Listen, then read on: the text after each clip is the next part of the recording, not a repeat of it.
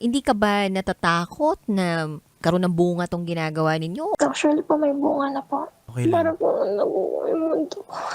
Noong una po, parang gusto niyang may mangyari ganun.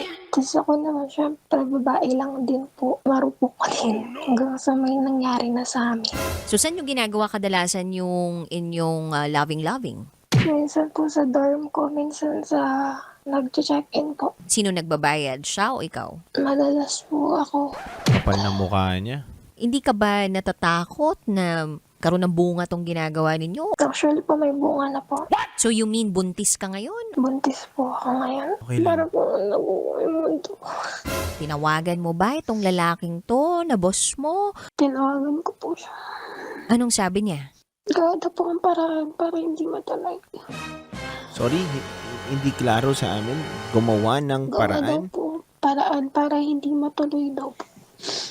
Kasi may time na parang napapabilog niya ako. Tapos syempre ako minsan umaagree ako pero deep inside sobrang sakit. Hindi ko kayang gawin. Hihirapan ako kasi hindi ko na po alam kung ano yung dapat kong maramdaman. Pero tingin mo, alam ng asawa niya. Actually po sinabi na po niya. Nakaharap ko po minsan. Anong sabi sa'yo? Gusto din po ipalaglag. Ay, Sarap manood ng radyo, no? Ginawa mo na talagang bisyo ang panonood sa amin, no? umabot ka na rito eh. Huy!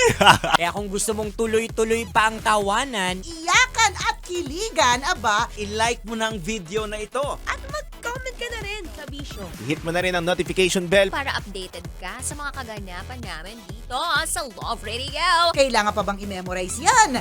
Basic.